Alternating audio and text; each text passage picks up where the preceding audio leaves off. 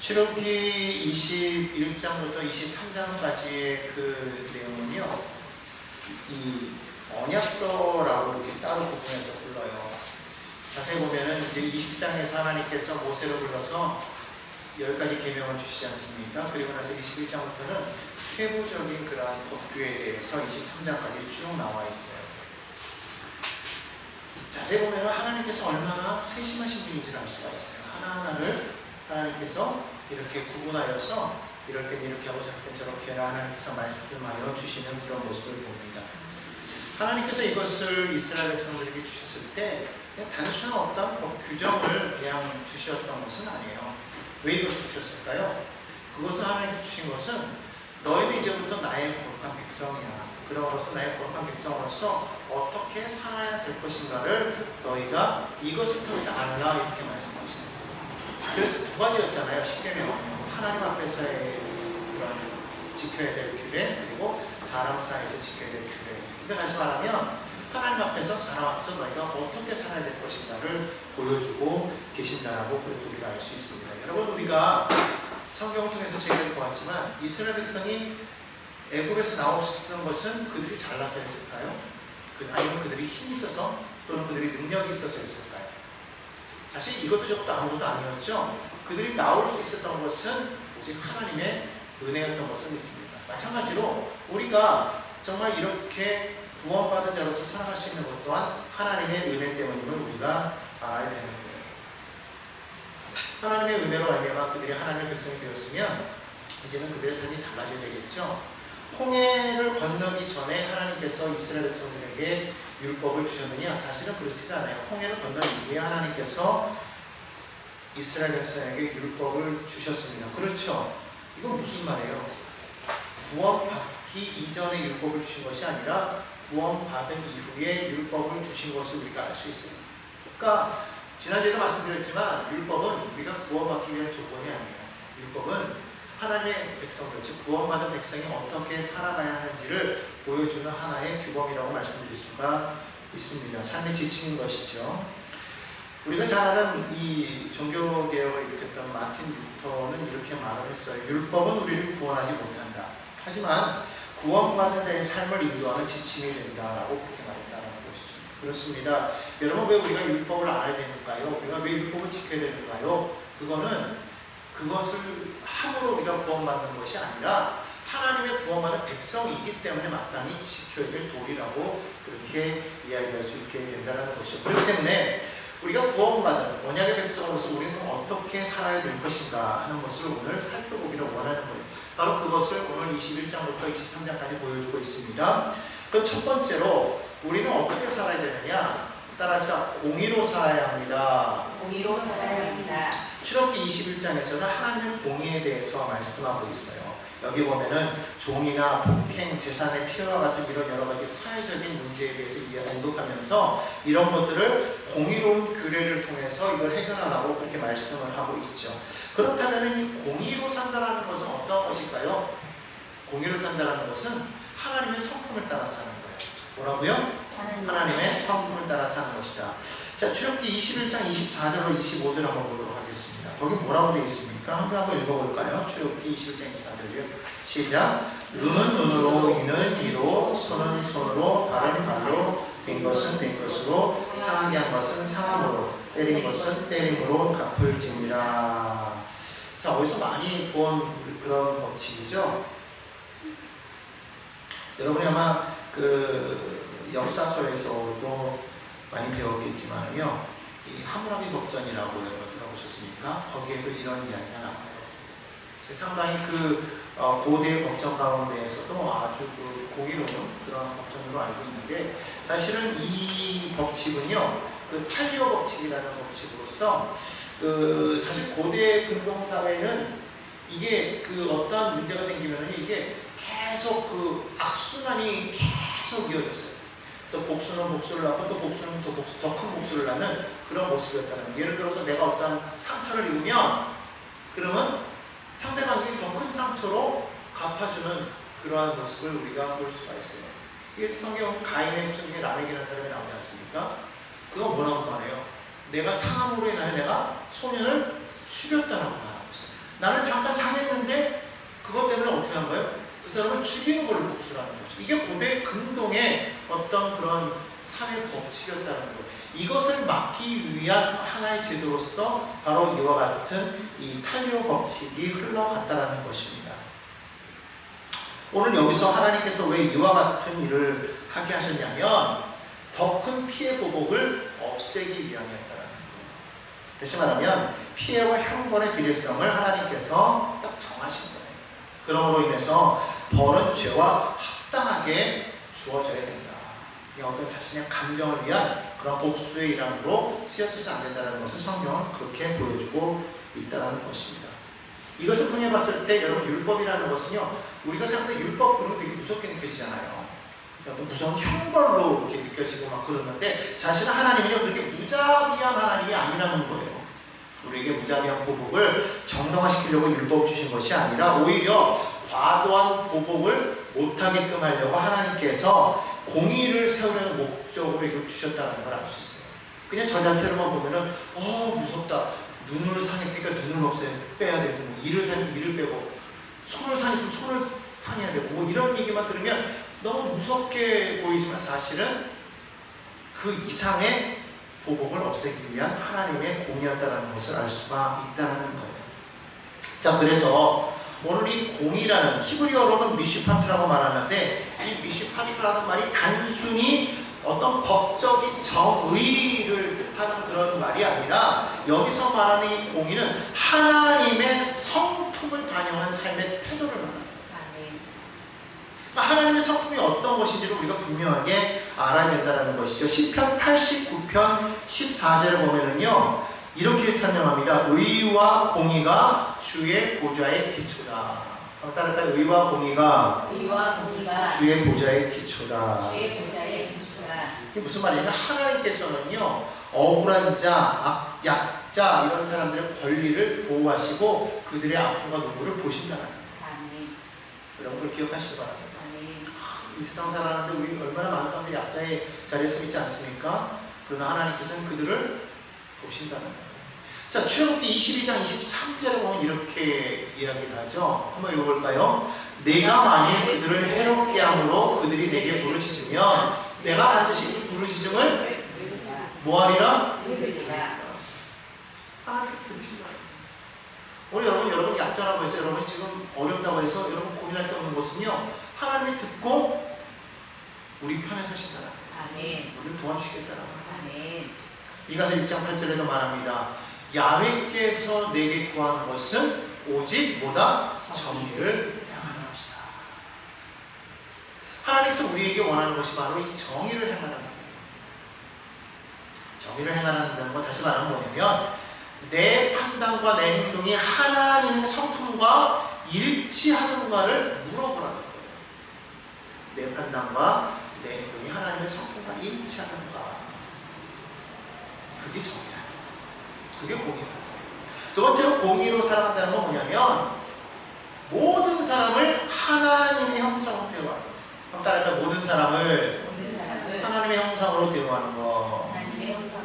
오늘 우리가 읽었던 21장에는요 종이나 가난한 자, 약자, 심지어 나그네 이런 사람들이 나오는데 이런 사람들은 다 힘이 없는 사람들 아닙니까? 근데 그들을 보호하는 그런 법이 나오고 있어요. 왜 하나님께서는 그들을 보호하는 그런 법을 세우셨는가? 창세기 1장 27절을 보면 우리는 모두가 다 하나님의 형상으로 지음받았기 때문에. 그러니까 여러분 옆 사람을 보십시오. 그 사람에게 무엇이 보여요? 하나님의 형상이 있어요. 내게 뭐가 있어요? 하나님의 형상이 있어요. 우리는 하나님의 형상대로 지음받은 사람이기 때문에 하나님은 모든 사람을 다 공평하게 보시고 그들을 보호하신다는 거예요. 그렇기 때문에 우리도 어떻게 돼요? 그들을 차별하면 되겠어요? 안 되겠어요? 안 되는 거예요. 우리는 사람을 차별해서는 안 됩니다. 공평하게 우리가 그들을 존중하고 심지어 우리가 권력이 생기면 사람이 변하잖아요. 내가 힘이 있다고 힘없는 사람들을 무시하고 물고 억압하는 그런 모습이 없어야 되겠다. 약자를 함부로 대하지 않는 태도가 바로 공의다. 왜? 그들에게 하나님의 형상이 있기 때문이다. 그러므로 오늘 여러분 우리가 기억해 될 것은요 하나님의 공의는 약자를 보호한다는 거예요. 앞에서도 보았던 우리 함무라비 법전이라는 것은요 성경과 비슷한 것 같아요. 근데 차이점이 있다라는 거예요. 뭐냐면 함무라비 법전은 그것이 누구를 위하느냐? 귀족들을 위하고 귀족들. 반면에 하나님께서는 귀족이 아니라 누구를 위하고 있습니까? 약자들. 큰 차이죠. 동일한 것 같지만은 어디가 대상이냐가 다르다라는 거예요. 하나님은 종, 약자, 억울한 자를 보호하시더라. 21장 2절에도 보면 이렇게 말하지 않습니까? 내가 히브리 종을 사면 그는 6해 동안 섬길 것이요 7째 해에는 몸값을 물지 않고 나가 자유인이 될 것이다.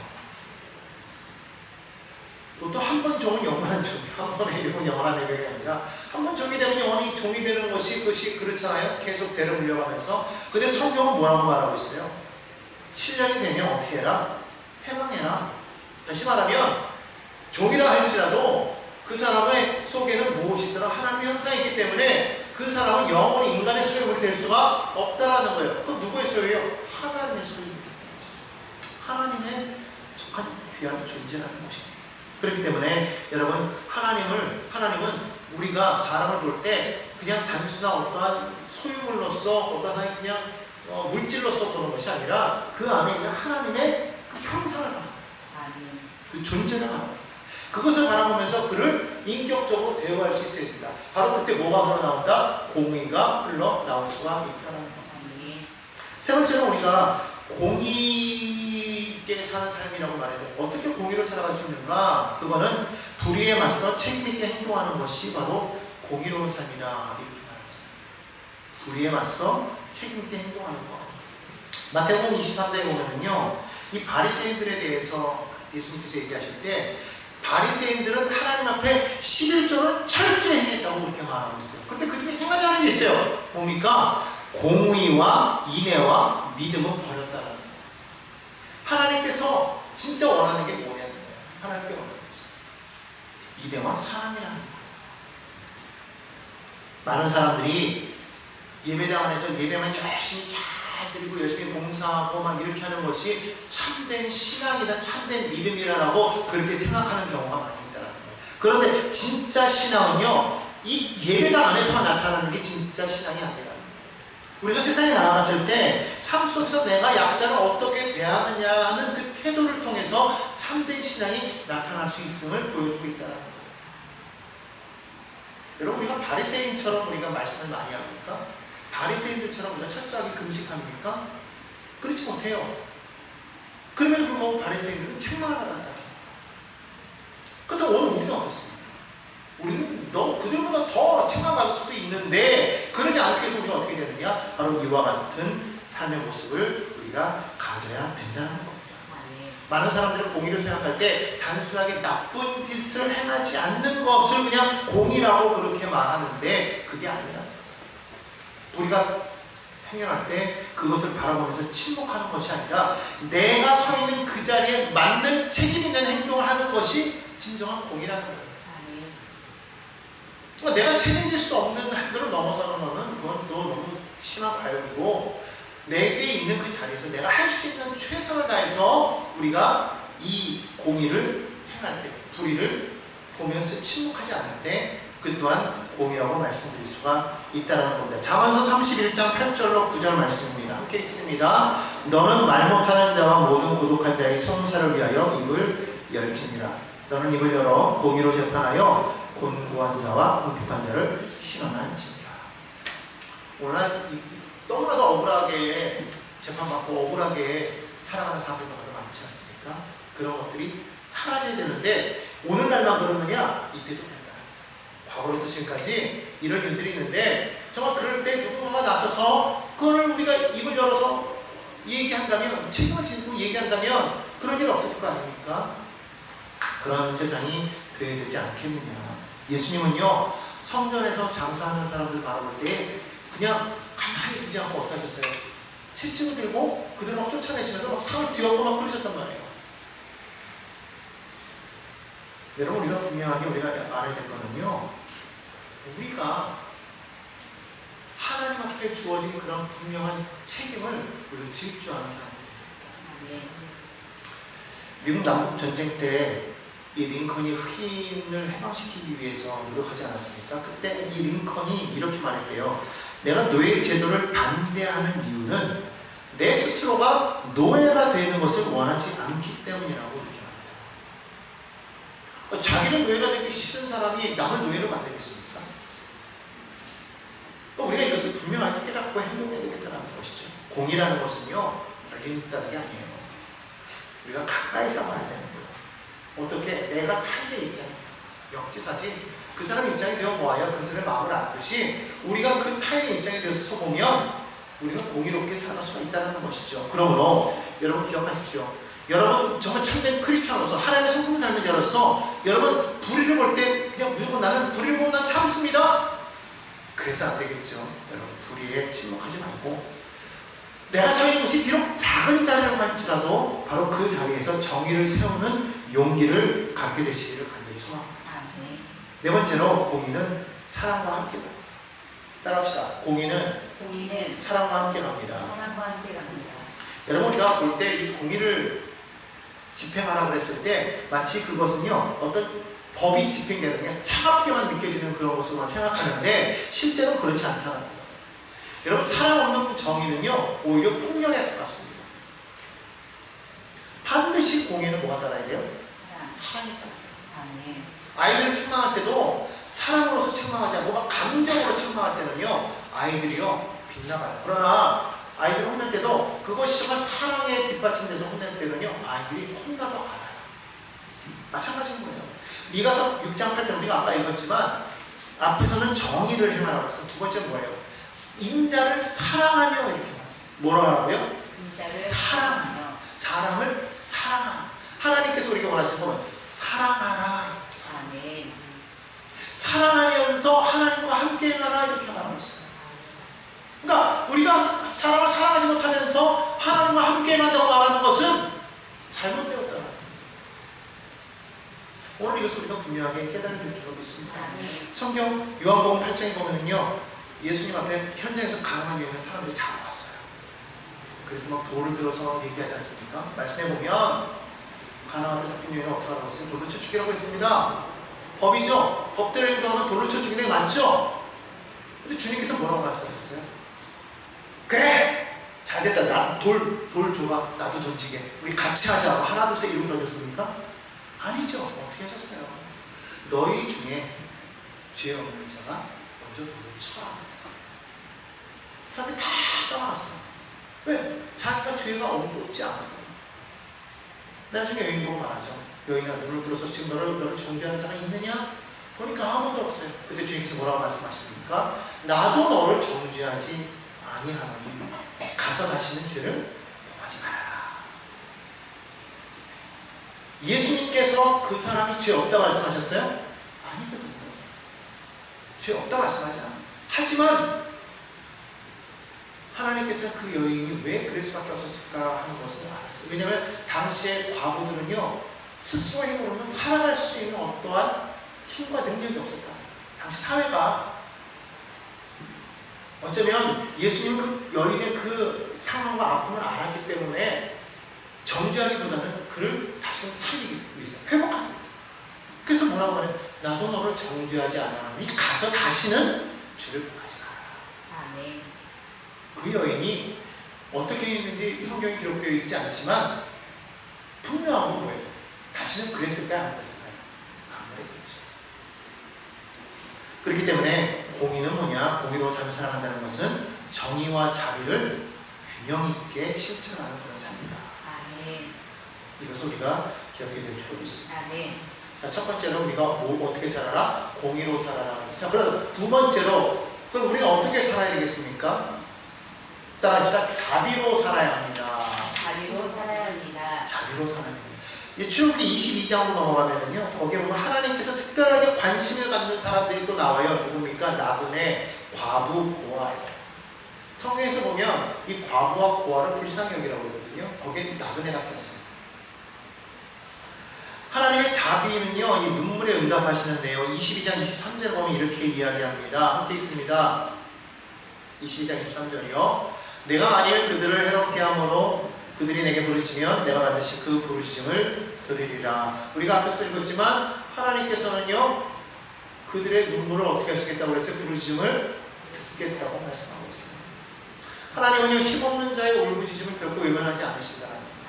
여러분들이 하나님 앞에 정말 억울하고 힘들고 외로울 때 여러분들이 정말 말할 수 없는 탄식으로 여러분 정말 이 소리조차 나오지 않을 때 그럴 때 어떻게 해요? 하나님께서 들으신다. 우리 찬송에도 나오잖아요. 너의 작은 신음에도 응답하시니.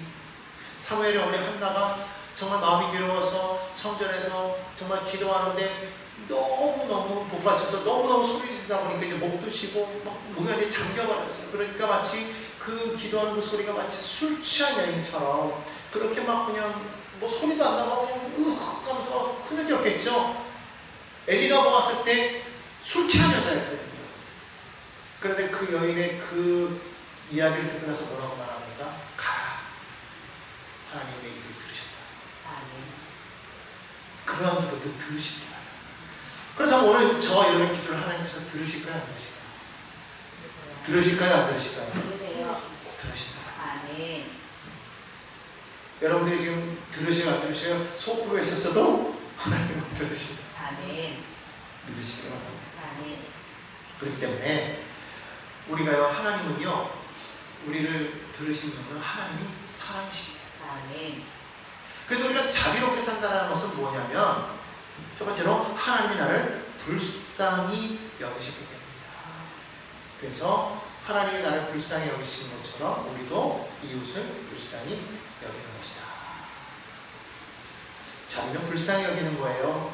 여러분 우리가 왜 자비를 베풀어야 됩니까? 라고 물어본다면 바로 이거예요. 하나님이 우리에게 자비를 베푸셨기 때문에. 마태복음 25장에 보면은요 이렇게 말합니다. 내 형제 중 지극히 작은 자 하나에게 한 것이 곧 내게 한 것이다. 또한 누가복음 6장 36절에서 예수님이 이렇게 말씀하십니다. 너희 아버지의 자비로우심 같이 너희도 자비로운 자가 되라. 예수님께서 말씀하셨어요. 하나님은 어떤 분이시라? 자비로우신 분이에요. 하나님이 자비하시니 너희도 자비로운 자가 되라. 따라하지 않고 하나님 저도 자비로운 자가 되길 원합니다. 아니 자비로운 자가 되겠습니다. 아니 더 나아가서 나는 자비로운 자입니다. 그렇게 된 줄로 믿습니다. 그 자비로운 자가 되기 위해서는요 우리가 공감할 수 있어야 됩니다. 공감 능력이 있어야 돼요. 여러분 상대의 마음을 우리가 그 아픔을 느낄 수 있어야 된다. 상대의 아픔이 내 아픔처럼 느낄 수 있는 그런 사람이 되어야 됩니다. 그렇기 때문에 여러분 정말 하나님께서 나를 불쌍히 여겼다는 그 사실을 우리가 깨달을 때 나 또한 그를 불쌍히 여길 수가 있어요. 내가 불쌍히, 다시 말하면 하나님의 은혜로 말미암아 구원받았다는 그 사실을 내가 느끼지 못한다면 나는 그 사람이 용서할 수 있는 그런 사람이 될 수가 있을까요? 그럴 수 없다는 거예요. 그래서 우리가 그 사람을 불쌍히 여길 수 있을 때 비로소 뭐가 나오느냐? 용서가 나온다. 그래서 자비로서 살아가는 삶은 어떤 삶이냐면 용서하는 삶이다. 따라할까? 용서하는 삶. 마태복음 18장에 보면은요 거기 1만 달란트 빚진 자에게 이야기가 나와요. 잘 아시다시피 어떤 사람이 주인에게 큰 빚을 져서 1만 달란트 빚을 지지 않았습니까? 그런데 그가 호소하니까 왕이 듣고 어떻게 합니까? 그 1만 달란트를 탕감해 줬답니다. 근데 이 사람이 나가다가 자기에게 100데나리온 빚진 자를 만났더니 어떻게 합니까? 잘 만났다 이놈, 너 내 돈 갚아. 그러면서 갚을 때까지 또 감옥에 있어 집어넣어 던졌다. 이 소식을 들은 왕이 어떻게 합니까? 야 나는 너에게 10,000달란트를 내가 너를 탕감해 줬거든. 너는 고작 100데나리온 가지고 너는 그 사람 감옥에 집어넣느냐? 그래서 뭐라고 말해요? 너 봐라 저 사람도 감옥에 집어넣어서 다 갚을 때까지 끊어주지 마. 10,000달란트와 100데나리온은요 엄청난 큰 금액의 차이가 있습니다. 수십억과 불과 몇백만 원의 차이입니다. 큰 것을 용서받은 사람이 작은 것을 용서해주지 못한다면 우리는 진짜 용서받았다고 할 수 있을까요? 그럴 수가 없다는 거예요. 성경은요. 그렇기 때문에 예수님께서는요 이 마태복음 18장의 이 이야기를 보면서 정말 우리는 자비 있는 삶을 살아야 되겠다고 말씀하십니다. 빅토리 후보의 레니제르를 나오는 장관장 여러분이 잘 아는 것처럼 빵 한 조각 훔치다가 감옥에 가지 않았습니까? 그가 나중에 그 어느 성전에 들어가서 그 주교의 큰 사랑을 받고, 하지만 그가 거기서 물건을 훔쳐나오다가 걸리죠. 그때 이 주교 미카엘이 어떻게 합니까? 그건 내가 그 사람에게 준 것이오라고 그를 용서해 줍니다. 그게요, 이 장발장이라는 한 사람의 인생을 변화시키는 그런 모습을 우리는 보게 됩니다. 여러분, 기억해야 됩니다. 우리가 베푼 그 자비가 그게 비록 말 한마디라고 할지라도 그것을 받은 사람은요, 그 인생이 바뀔 수도 있다. 아멘. 오늘 여러분, 우리가 그 큰 사랑을 받았는데, 여러분 그와 같은 작은 사랑 우리가 실천하지 못한다면 어떻게 우리가 하나님의 사랑을 받은 사람이라고 말할 수가 있겠습니까? 그러므로 여러분 기억하십시오. 하나님이 나의 허물을 용서해 주셨어요. 아멘. 그렇다면 우리도 내게 죄진 자, 나에게 못되게 한 자, 그들의 허물을 어떻게 되겠다? 덮어줄 수 아멘. 있어야 되겠다. 아멘. 물론 그냥 단순한 동정심을 말하는 게 아니에요. 자비라는 것은요, 상당히 마땅히 받아야 될 그 벌과 비난을 멈춥니다. 여러분, 그렇기 때문에 오늘 우리는 그와 같은 용서의 삶을 살아가야 될 줄 믿습니다. 아멘. 세 번째로 자비로 산다는 것은요, 나누고 돌보는 삶을 말해요. 따라서 나누고 돌보는 삶. 나누고 돌보는 삶. 누가복음 10장에 보면은 선한 사마리아인의 이야기가 나오죠. 그 강도하는 한 사람을 선한 사마리아인이 구해서 그를 치료해주고 했던 그런 이야기를 우리가 보게 됩니다. 여러분, 사실 사마리아인들을 바라보는 유대인의 시선은요, 곱지가 않았어요. 이방인보다도 더 악하게 보았다는 거예요. 상종을 안 했단 말이죠. 그런데 그렇게 상종을 안 했던 그 사마리아인이 유대인을 구해냈다는 거예요. 그 이야기를 통해서 예수님께서 말씀하시는 것은 바로 이와 같은 삶, 너희도 사실은 내가 바라보는 사마리아인 같은 그 모습이 내가 너희를 바라보는 그 눈이야. 하지만 너희는 이렇게 은혜를 받지 않았다. 야고보 기자는 말합니다. 2장 15절과 16절에 우리 한번 읽어볼까요? 만일 형제나 자매가 헐벗고 일용할 양식이 없는데 그 몸에 쓸 것을 주지 아니하면 무슨 유익이 있으리요? 여기서 이제 우리가 중간에 잠깐 빼먹었는데, 줄이는 게 부분에 뭐가 있냐면, 배고픈 사람에게 배고파? 그럼 가서 밥 먹어! 아니면 또 겨울에 막 춥게 막 떨고 있는 사람, 아이고 추워요. 저 옷 좀 두껍게 입고 다니시지. 이런 거예요. 그 사람이 두꺼운 옷을 입기 싫어서 안 입었어요? 그 사람이 지금 굶고 싶어서 굶었어요? 그게 아니라는 거예요. 먹을 게 없어서 굶는 거예요. 입을 게 없어서 굶었은 거예요. 그럼 어떻게 하라는 거예요? 먹을 걸 주라는 거예요. 입혀주라는 거예요. 근데 우리는 말로만 그러죠. 아유, 좀 따뜻하게 입고 다녀. 밥 먹고 다녀. 아무 소용없다. 바울은 고린도서 8장에서 말합니다. 우리가 주 예수 그리스도의 은혜를 말한다면 풍성한 자가 가난한 자를 돌아보아야 된다. 왜 하나님께서 우리에게 부여함을 주셨을까? 왜 하나님께서 우리에게 물질을 주셨을까? 여러분, 물질이 있으신 분들은요, 기억하시기 바랍니다. 그냥 우리 스스로가 잘 먹고 잘 살기 위해서가 아니라 너희 물질이 있다면 그것이 흘러가게 하는 거예요. 흘러가게. 공의와 정의가 강물처럼 흐르게 하라고 성경 아모스 보면 나오고 있잖아요. 흘러가야 되는 거예요. 공의와 정의는요, 위에서부터 아래로 흘러가야 되는 거예요. 힘 있는 자에게서부터 힘이 없는 자에게로 흘러가야 되는 거예요. 부유한 자로부터 가난한 자에게로 흘러가야 되는 거예요. 그게 흘러가지 되면 어떻게 됩니까? 썩어버려요. 갈릴리 바다를 보십시오. 계속해서 물을 밑으로 흘려보내니까 갈릴리 바다에는요, 얼마나 많은 생물들이 살아남지. 통성한 곳이지 않았어요. 흘려보내야 됩니다. 그게 바로 자비의 삶이라는 것이죠. 특히 오늘 우리가 읽었던 본문 말씀, 오늘 읽었던 본문 말씀 뭐라고 말하고 있어요? 우리가 뭐였다고 말해요? 우리가 이방 나그네였다는 거예요. 애굽 땅에서 우리는 뭐였다고요? 나그네였다는 거예요. 여러분도 뭐예요? 나그네라는 거예요. 나그네. 여기서 말하는 나그네라는 것이 단순히 외국인이라든지 아니면 이방인을 말하는 것입니까? 아니에요. 실질적으로 여기서 더 깊이 들어가면 여기서 말하는 나그네는 뭐냐면요, 사회적인 약자예요. 보호가 필요한 사람. 어차피 여기 있는 저 여러분일 수도 있고 이 가운데, 아니면 저 밖에 있는 누군가일 수도 있어요. 그들이 나그네예요. 하나님께서는 저들의 억울함을 보신다고 했어요. 저들의 소리를 들으신다고 했어요. 그렇다면 오늘날 우리 주변에 있는 이런 나그네들을 우리가 한번 돌아봐요. 여러분 주변 이웃에 혹시 이주 노동자라든가 탈북민, 고령층, 미혼모 가정 등 이런 사람들이 있습니까? 어쩌면 이들이 성경에서 말하는 현대 나그네들일 수가 있다는 것이죠. 그들을 향해서 우리가 눈을 돌려야 되는 거예요. 하나님은 말씀하시는 거예요. 너희도 애굽에서 나그네 아니었느냐? 그렇다면 이제 너희가 너희 주변에 있는 나그네들을 너희가 이제는 돌봐야 될 것이 아니야. 그들의 눈을 돌리라는 거예요. 그들을 품으라는 거예요. 함께 공동체가 되라는 거예요. 여러분 기억하시기 바랍니다. 오늘 교회가요, 이 세상 속에서 하나님의 사명을 받았어요. 그게 뭐예요? 나그네를 품는 거예요. 그들을 품을 때 비로소 하나님 나라를 증거할 수 있다. 저는 오늘 우리 교회가 정말 그렇게 될 수 있기를 간절히 소망합니다.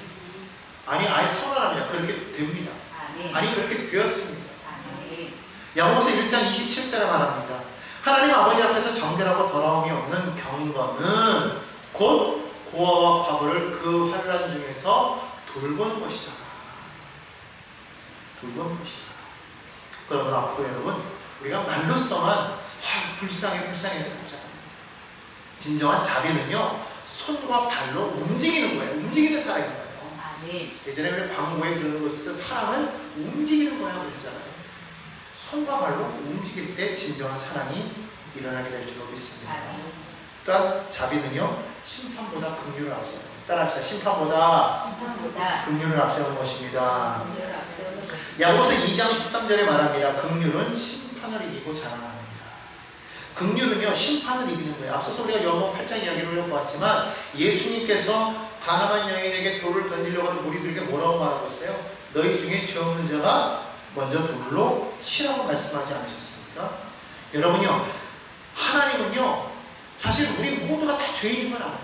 세상에 의인은 없나니 한 사람도 없어요. 우리가 죄인인데도 불구하고 우리는 서로를 향해서 나는 괜찮아, 너가 죄인이야 말하는 거예요.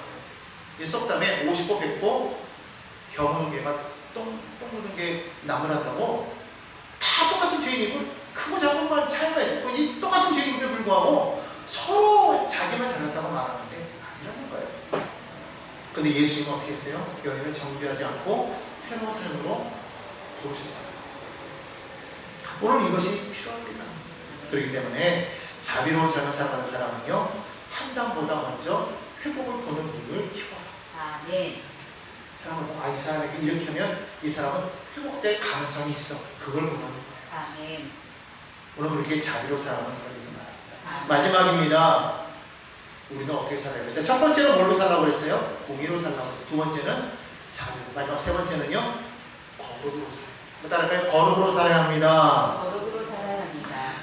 23장은요, 하나님께서 말씀하시는데 이 거룩에 대해서 말하고 있어요. 이 재판장에서의 공정, 안식일의 준수, 절기의 거룩함에 대해서 지금 23장에 이야기하고 있습니다.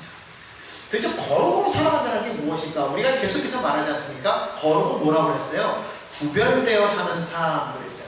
단순히 구별된다는 것이요, 어떻게 구별되는 것이냐면 하나님께 속하여 구별되는 거예요. 따라서 하나님께 속하여 구별되는 삶. 이 히브리어 카도시, 이 거룩이라는 말을 뜻하는 카도시라는 말이 구별된다는 말인데, 출애굽기 19장 6절에 이렇게 말합니다. 너희가 내게 대하여 제사장 나라가 되며 거룩한 백성이 되라. 이렇게 말씀합니다. 다시 말하면 어디에? 하나님에게 속한 자가 되라는 거예요. 거룩하다라는 것은 그냥 세상에 속한 것이 아니라 어디에 속했다? 하나님께 속해 있는 자가 된다. 하나님께 속함으로써 우리는 거룩하게 되는 거예요. 왜냐하면 베드로는 그렇게 말합니다. 베드로서 1장 16절에 보니까 내가 거룩하니 너희도 거룩하다. 그러니까 우리가 하나님 앞에 속하면 하나님의 거룩함 속에서 우리도 거룩하게 되는 거예요. 그러니까 우리가 거룩하려고 무슨 발걸음, 말투 이런 거를 그냥 이렇게 바꾸는 것이 아니라 하나님과 함께 동행하는 삶, 하나님께 속하는 삶. 그 삶이 거룩한 삶인 것을 우리가 깨달아야 될 필요가 있습니다. 많은 사람들이 그냥 단순히 죄를 안 짓는 것, 그리고 우리가 하나님 앞에 어떤 이런 예식들, 의식들을 잘 온전히 드리는 것, 이것만을 거룩하다고 생각하는데 그것이 아니라 삶의 모든 영역에서 하나님께 속한 삶을 사는 것, 이게 거룩이다. 그럼 여러분 한번 질문해 보십시오. 여러분 정말로 하나님께 속한 그런 삶을 살아가고 있습니까? 나의 매 순간, 나의 모든 삶의 태도가 말이나 생각하는 것이다, 모든 것이다, 하나님께 속한 그런 모습으로 살아가고 있습니까? 정말 이 세상 속에 살아가고 있지만 그런 세상에 속한 것이 아니라 하나님께 속한 하나님의 소유물로 살아가고 있습니까? 여러분 물고기가 물속에 살지만 물에 빠져 죽지 않는 이유가 있어요. 그 이유가 뭔지 아십니까? 물고기의 몸 바깥에는요 이 기름이 흐르고 있대요. 그래서 물고기는요 물속에 있지만 물에 잠기지 않아요. 마찬가지로 우리가 이 세상 속에서 우리가 이 세상에 잠기지 않으면 어떻게 됩니까? 성령의 기름을 받아서 성령으로 우리가 속해 있으면 세상에 있지만 우리는 세상에 잠기지 않아요. 아멘. 그리고 세상 속에서 마음껏 유전하면서 다닐 수가 있는. 아멘. 하나님께 속하다. 아멘. 그래서 우리는 하나님께 속한 그런 삶을 살아야 됩니다. 그러면 하나님께 속한 자는 내 삶 속에서 어떻게 살아가느냐? 하나님을 인정한다는 거예요. 따라서 하나님을 삶 속에서 인정합니다.